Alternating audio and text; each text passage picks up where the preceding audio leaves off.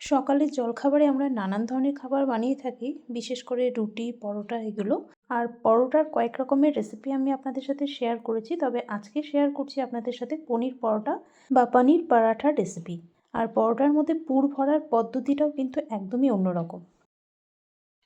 পরোটাগুলো বানানোর জন্য আমি প্রথমে ময়দাটা মেখে নিচ্ছি। একটা মিক্সিং বোলে দিয়ে দিচ্ছি প্রায় 1.5 কাপ ময়দা, আর দিয়ে দিচ্ছি ওই কাপেরই হাফ কাপ আটা। এবার দিয়ে দেব ছোট হাফ চামচ লবণ, আর দিয়ে দেব বড় 2 চামচের মতো সাদা তিল। ময়দা দিয়ে পরোটা বানালে খেতে বেশি ভালো লাগে, তবে আপনারা যদি ময়দাটা অপছন্দ করেন শুধু আটা দিয়েও বানাতে পারেন। তবে ময়দা দিয়ে পরোটাগুলো বানালে ক্রিস্পি ভাবটা বেশি হয় আর পরোটাগুলো খেতেও ভালো লাগে। প্রথমে শুকনো সব কিছু মিশিয়ে নিলাম, তারপর অল্প অল্প করে জল দিয়ে একটা ডো তৈরি করে নিতে হবে। যে কোনো পুর ভরা পরোটার যদি ডোটা একটু নরম করে মাখা যায় তাহলে বেলতেও কিন্তু সুবিধা হয়। আর শুধু ময়দা দিয়ে বানালেও কিন্তু পরোটাগুলো বেলতে অসুবিধাই হবে, তাই আমি অল্প এর মধ্যে আটা মিশিয়ে নিয়েছি। তো দেখুন একটা নরম ডো তৈরি করে নিলাম, খুব বেশি নরম না, মানে একটু নরম করেই মেখে নিলাম। তো এটা আমি প্রায় 10 মিনিট একটু রেস্টে রেখে দিচ্ছি। খুব ভালো হয় যদি আধ ঘন্টা রেস্টে রাখা যায়, আমার হাতে সময়টা কম তাই আমি 10 মিনিট রেখে দিচ্ছি এটা। আর এই 10 মিনিটের মাঝেই আমি এদিকে পনিরটা গ্রেট করে নিচ্ছি। এখানে প্রায় 150 গ্রামের মতো পনির আমি গ্রেট করে নিলাম। এবার এই পনিরের মধ্যে কিছু জিনিস অ্যাড করব, যেমন এখানে আমি নিয়েছি একদম ছোট ছোট টুকরো করে নেওয়া ক্যাপসিকাম। আমি আজকে এই পরোটাগুলো পেঁয়াজ ছাড়াই বানাচ্ছি, একদম নিরামিষভাবে, আপনারা চাইলে কিন্তু পেঁয়াজও অ্যাড করতে পারেন। এবার 3-4টে কুচনো কাঁচা লঙ্কা দিয়ে দিলাম, দিয়ে দিচ্ছি অল্প ধনেপাতা কুচি, ছোট 1 চামচ গ্রেট করা আদা দিয়ে দিচ্ছি,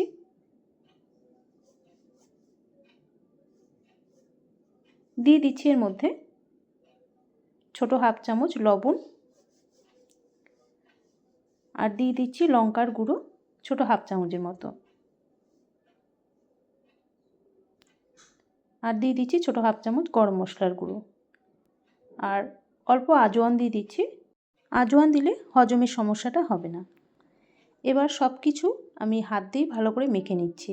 সকালে আমরা সবাই ব্যস্ত থাকি, আর এই ব্যস্ততার মাঝে কিন্তু আমরা সবাই চাই যে সকালের জলখাবারটা যেন খুব তাড়াতাড়ি বানানো যায় আর সেটা খেতেও যেন খুব টেস্টি হয়। তো এরকম যদি আপনাদেরও হয় তাহলে এরকম পরোটা রেসিপি কিন্তু ট্রাই করে দেখতেই পারেন। পনিরের সাথে সব কিছু ভালো করে মেখে নিলাম, আর এইদিকে ডোটা 10 মিনিটের জন্য রেখেছিলাম রেস্টে। তো দেখুন আমি ডোটাকে আবারও হাত দিয়ে একটু মেখে নিচ্ছি। এবার এর থেকে লেচি করে নেব। আমরা যে রুটি করি তার থেকে একটু বড় করে লেচিটা করে নিতে হবে, কারণ এর মধ্যে পুরটাকে ভরতে হবে। একটা লেচি নিয়ে নিচ্ছি, অল্প ময়দা ছড়িয়ে বেলে নিচ্ছি। আর এর মধ্যে যে পনিরের পুরটা ভরবো সেটার পদ্ধতিটাও কিন্তু একদমই অন্যরকম, মানে একদম সহজ পদ্ধতিতে দেখিয়েছি। এটা যে কেউ বানিয়ে নিতে পারবেন, আর এভাবে পুরটাকে যদি ভরা হয় তাহলে পুরটা বেরিয়ে আসারও সম্ভাবনাটা থাকবে না। তো আমি একটু মোটা করে বেলে নিলাম রুটিটাকে ময়দা দিয়ে, তারপর এর মধ্যে একটু ঘি দিয়ে দিচ্ছি। ঘিটাকে দিয়ে এবার ভালো করে রুটির ওপরে মাখিয়ে নিচ্ছি, তবে আপনারা চাইলে ঘি ছাড়াও বানিয়ে নিতে পারেন। এবার এই পনিরটাকে ওপর দিয়ে দিয়ে দেব। আর পনিরটা আমি দেখুন দিচ্ছি, একদম কিন্তু ছড়িয়ে দিচ্ছি না রুটির ওপরে, একটু গ্যাপে রেখে তারপর দিচ্ছি, কারণ যখন পরোটাটা বেলবো তখন কিন্তু এরকম যদি ভরে দিই তাহলে বাইরে বেরিয়ে আসতে পারে, সেই কারণে আমি রুটিটার সাইডে একটু খালি রেখে পুরটা দিয়ে দিলাম।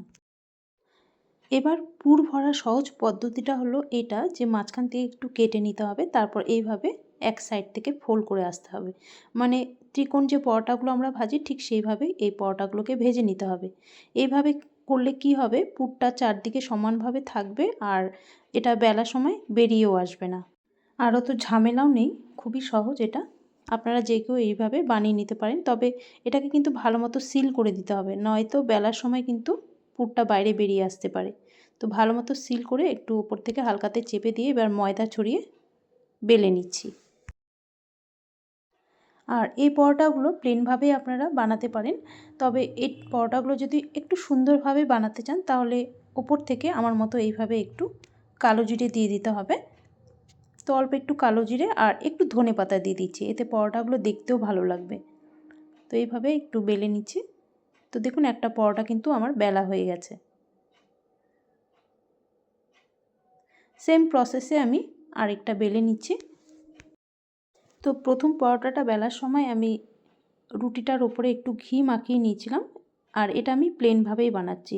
তো আপনারা পুরটা ভরার সময় ঘি দিয়েও পুরটা ভরে নিতে পারেন, আবার ঘি ছাড়াও পুরটাকে ভরে নিতে পারেন। তো দেখুন রুটি বেলে নিলাম একটা, এবার পুরটাকে দিয়ে দেবো এর মধ্যে। পুরটাকে একটু বেশি করে দিলে পরোটাগুলো খেতেও খুব ভালো লাগবে। সেমভাবেই একটু কেটে নিয়ে ফোল্ড করে নিতে হবে।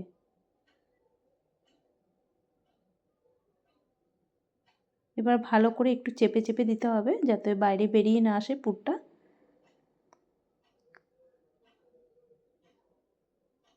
এবার পরোটাটাকে বেলে নেব। একটু ময়দা ছড়িয়ে বেলে নিচ্ছি।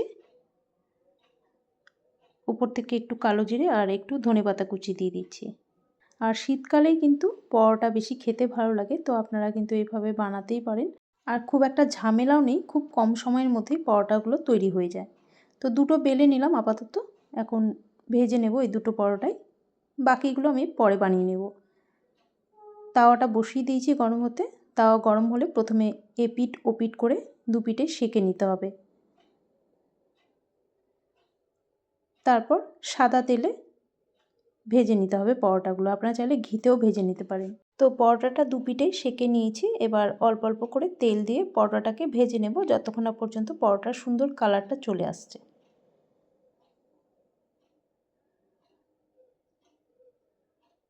আর দেখুন ভাজতে ভাজতে পরোটাটা কিন্তু হালকা ফুলে যাচ্ছে। আপনারা হয়তো বুঝতে পারছেন কিনা জানি না, কিন্তু আমি বুঝতে পারছি পরোটাটা হালকা ফুলে যাচ্ছে। আর এই পরোটাগুলো নিরামিষ যে চাটনিটা আছে বাদাম নারকেলের, সেই চাটনি দিয়েও আপনারা খেতে পারেন। আমি অলরেডি শেয়ার করে দিয়েছি আমার অনেক ভিডিওতেই কিন্তু নিরামিষের চাটনি আছে, আপনারা চাইলে একটু দেখে নিতে পারেন। আজকে আলাদা করে আর চাটনি রেসিপি শেয়ার করলাম না। তো পরোটাটা ভাজা হয়ে গেছে, দেখুন দু সাইডে গোল্ডেন ব্রাউন হয়ে গেছে। তুলে নিচ্ছি এবার। আর দেখুন পরোটাটা কতটা ক্রিস্পি হয়েছে। তো সেম প্রসেসেই আরেকটা পরোটা ভেজে নিচ্ছি। এই পরোটাগুলো আপনারা নিরামিষ চাটনির সাথে খেতে পারেন, বা নিরামিষ ছাড়া অন্য দিনে বানালে আপনারা টমেটো সসের সাথেও খেতে পারেন, বা আপনারা টক দই দিয়েও খেতে পারেন এই পরোটাগুলো। তো দু সাইডে সেঁকা হয়ে গেছে, এবার তেল দিয়ে এপিঠ ওপিঠ করে ভেজে নেব। পনির যদি ঘরে থাকে তাহলে আর চিন্তা নেই, এইভাবে একবার পনির পরোটা সকালের জলখাবারে বানিয়ে দেখতেই পারেন। আর পরোটাগুলো দেখে হয়তো বোঝা যাচ্ছে কতটা ক্রিস্পি হয়েছে পরোটাগুলো, আর খেতেও কিন্তু টেস্টি হয়েছিল এই পরোটাগুলো। তো আশা করি আমার আজকের রেসিপি আপনাদের দেখে ভালো লেগেছে। যদি ভালো লাগে অনুরোধ করব লাইক শেয়ার করে দেওয়ার জন্য। আর যারা এখনও পর্যন্ত চ্যানেলটিকে সাবস্ক্রাইব করেনি তাদেরকে অনুরোধ করব ভিডিওটা দেখার পর ভালো যদি লাগে তাহলে অবশ্যই চ্যানেলটিকে সাবস্ক্রাইব করে রাখবেন, কারণ আমি কোনো নতুন রেসিপি দিলে তার নোটিফিকেশান কিন্তু সবার আগে আপনাদের কাছেই পৌঁছে যাবে। পরোটাটা এতটাই গরম ছিল ছেঁড়া যাচ্ছিল না হাত দিয়ে, তাই একটু ছিঁড়ে টেক্সচারটা ভেতরে দেখিয়ে দিলাম।